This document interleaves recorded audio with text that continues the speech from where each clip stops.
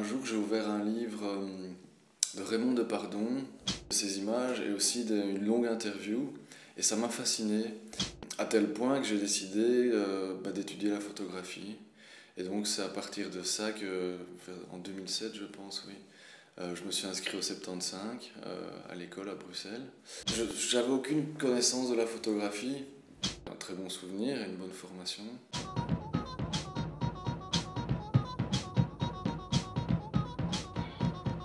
C'est un travail que j'avais commencé dans le cadre justement d'un projet à l'école que j'ai continué à développer par après. Et les bases de ce travail avaient quand même déjà été bien encadrées et bien développées lorsque j'étais à l'école. Et finalement, des expos et un livre aussi depuis peu, ce qui permet de clôturer un peu ce travail. En 2009, je voulais visiter un pays nouvellement membre de l'Europe et qui se situe en Europe centrale ou en Europe de l'Est. Finalement, via quelques contacts ici, quelqu'un était prêt, une famille roumaine était prête à m'héberger là-bas.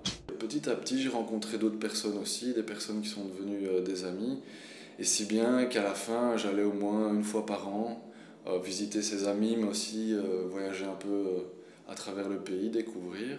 Et le plus souvent, ce que j'essaie de m'imposer, c'était de dormir chez l'habitant pour vraiment être immergé totalement, même si bon, ma photographie n'est pas spécialement du documentaire strict et pur sur la vie des gens ou des choses comme ça. Ce qui m'intéresse, c'est quand même tout ce côté un peu incongru, absurde.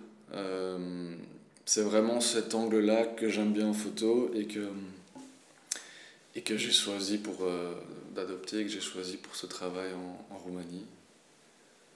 Et Norok, c'était un des premiers mots que j'ai appris. Voilà, c'était un bon souvenir aussi. Donc j'ai décidé de garder ça pour ce travail.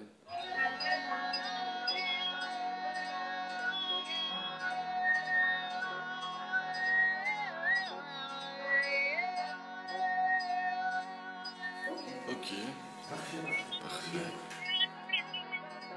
Poor thing about living a lie is just wondering when they'll find out.